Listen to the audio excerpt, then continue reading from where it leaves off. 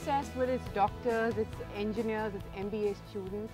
What is the worldview like for humanities students? We've been talking forever on how liberal arts needs more appreciation in India, why we as a country should be taking humanities subjects far more seriously than we do. We are here at Kandha Nehru College to try and get a sense of just that with some students here who have very strong views on this. So I'll get started right away. How many of you sort of find it frustrating, even sort of angst-inducing, you know, when you sort of see how people look at humanities students? I remember in my time, it used to be one of the most annoying things I had ever had to handle, you know, like annoying. Yeah, people don't look at it they don't have a view on it. I mean, they just think that it's not of, because I can't even blame them, because right now the market is very important and people definitely go for MBA and everything, so they don't really appreciate what we are doing. So that's what I think. Of course, such a great pity. And it's also it's a debate that has been going on since I think I was in school. I mean, it's even like before I was in school. So. I know it's something, and still now, even now when I'm about to graduate, I mean, still people are not open-minded about the subject. They don't even know clearly what are the options about the subject. Like clearly, there are people who actually need to learn something about the subject because there's so much more, and I think it's really important for people to actually acknowledge the subject now. It's time. It's really time. One thing is very important, it's not just a woman-centric profession. People think. They still think that, yes, it's yes, the best yes, profession. absolutely. It's a free will profession. Absolutely. That's very well put. In fact, we spoke to design students recently, and among them were some men who said that everyone looks at me and says, "Are you gay? Is that why you're in design?" Which is, of course, such a cliche. I'd like to say that when I passed my 10th standard and when I got good marks, luckily, I was expected to take science automatically. Like everybody was like, you got a 10 CGPA, so are you going to take science now? Or are you going to take humanities? I mean, humanities is not an option, so go for science. So that's the kind of thinking people have or had. Maybe that's changed a little. Then how did you crack that? Then how do you sort of like I work on actually did convincing end up taking science because I liked science. But now I'm an economics student, so you discover yourself in between. So Nice to have the freedom to be able to do that as well. Carry on. I'm a student of BA program. As you know, BA program is very underestimated, but when you actually see the course, there are two main subjects that you study. I'm studying psychology and marketing.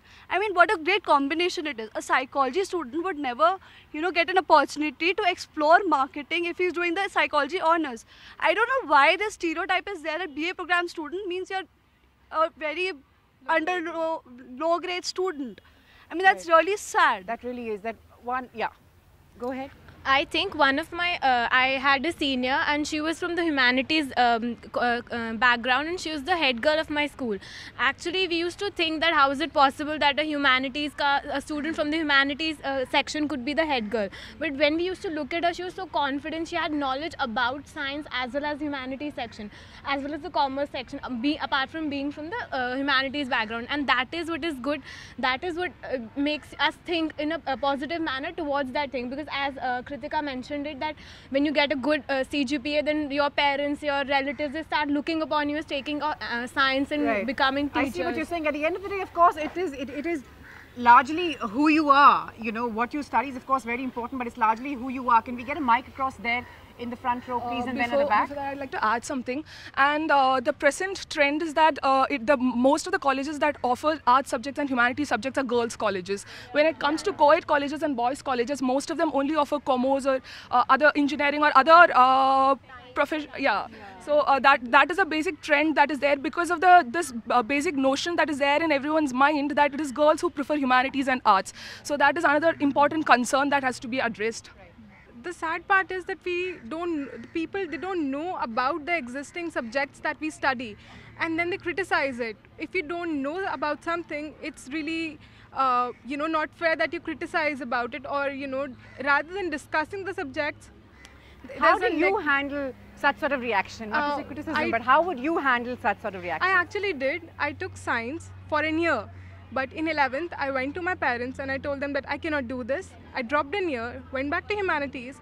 I topped in my school, and oh wow, okay. Yeah, and I'm really proud about that, because that's something I did, and that's something I'm good at, and and my teachers. Thankfully, they were so supportive, and I actually, developed as a person. I went for debates and theater and dance. Right. And my perspective We just need to sort changed. of open our minds to it. We'll just pass Exactly. the mic on at the back here, please. I just wanted to say that when you top in your school in humanities, people are like humanities में करना क्या होता है? जो तुम इतना top करके इतना वो हो रहे हो. तो I just wanted to say that I think this is a subject जिसमें तुम्हें मैक्सिमम पढ़ना होता है एक्चुअली में, because in commerce you just have to do your calculations and you don't have to remember anything. It's on spot. You think now we are being guilty of doing the same thing that they do about humanities subjects? Is that half the problem? Yeah, go ahead, go ahead. The most bewildering sort of myth that exists is that usually people think if you take up humanities, you have restricted options after your education, which is not true, because if you take humanities, you can be just about anything. You can be a journalist, you can be a writer, you can be a teacher, just about anything that you really imagine. So that's the perk of being a humanities student.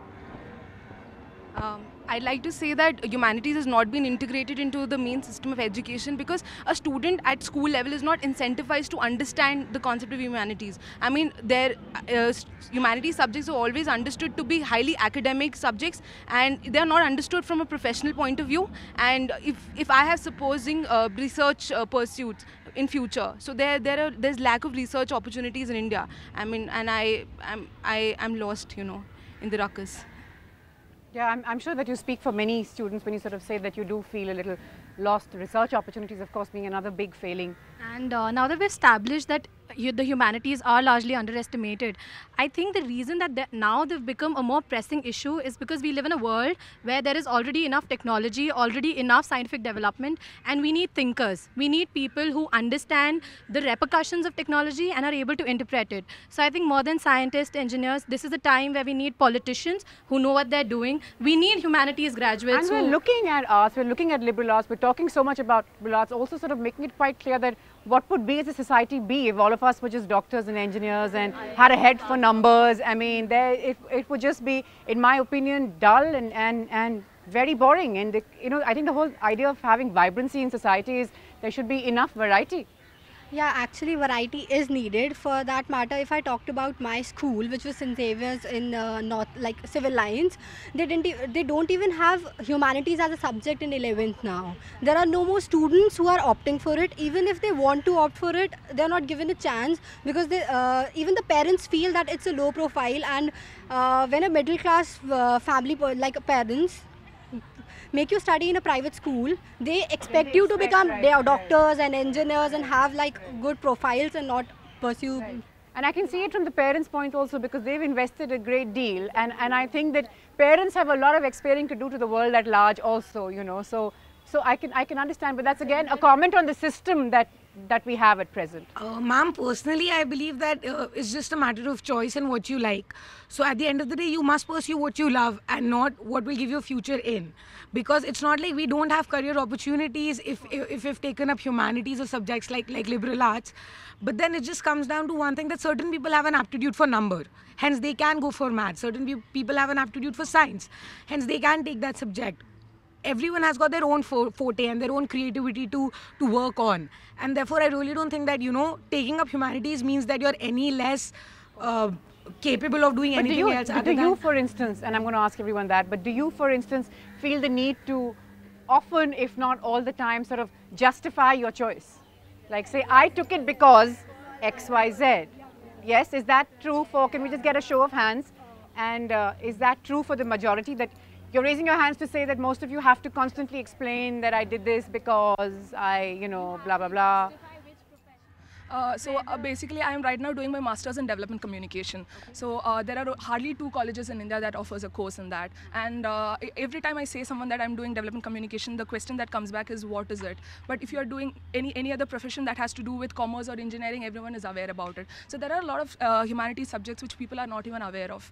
So that is also one of the important. Also being offered by just two colleges, 2 or 3, how perhaps how fledgling or neat perhaps it is. Maybe by the time you finish your masters, there'll be more sort of awareness around this. basically I'm a commerce student, but on part of humanities students, I would like to say that they're putting the same efforts, their parents are putting the same amount of money, they're studying a lot of subjects, they're gaining knowledge, so they just need to be acknowledged the way we are. So just give them time, give them space, and they'll show the world definitely that they are important. And ma'am, I think that people, like you said, we have to justify. It's because people think that there are not options after taking up humanities.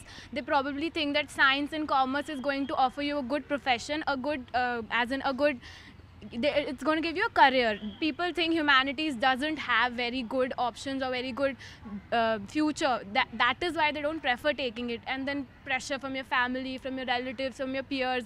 When you say that I want to take up humanities, they're like, it's not meant for you. It's for people who do not score good marks. It is that general perception and built-in thing in your root in your mind that humanities is for students who do not score good, and then you won't get a good profession after taking up humanities. Right. So why do you want to try it? Yeah. I would like to say something really different. I'm a mathematics honors student. I'm a science student. And it is a stereotype that we always have this aura of arrogance around us, and we underestimate the humanities students. But truly it's not like that. Me or all of my friends, all science students, we really respect them. I would really like to say this to them also. Let us maintain this mutual respect for each other's stream. We that they also put in a lot of efforts. Right, that's of course good to know, and that is the kind of mindset that we are hoping more will get. But of course it's not so much about individuals as perhaps, you know, the large numbers out there. Adding on to the point about justification, my mother was a teacher in my school and she supported my choice for arts, but I know for a fact that the other teachers also went to her and asked me to change, asked for her to convince me to change my course, because parents also need to justify their child's choice. That is something that is very prevalent in our society. A lot of parents have a problem when the child takes up humanities, saying you're a smart student, why are you taking up humanities, why not take something like commerce? So there's always this stereotype that if you've taken up humanities, you're dumb. You don't have aptitude for numbers, you don't have aptitude for chemicals or anything. So that stereotype really needs to go, because even smart people need something like humanities, because it's a very analytical subject. You have to analyze and think, and that takes a lot of mind thinking. Right. I'm going to just be slipping into a quick break now. We're coming back to continue our conversation, of course, with humanities, why we're still perceiving humanities and the arts through the prism of perhaps inadequacy, about not being good enough, when they're of course the kind of streams that we need to encourage even more in India at present. Slipping into a quick break, back with more.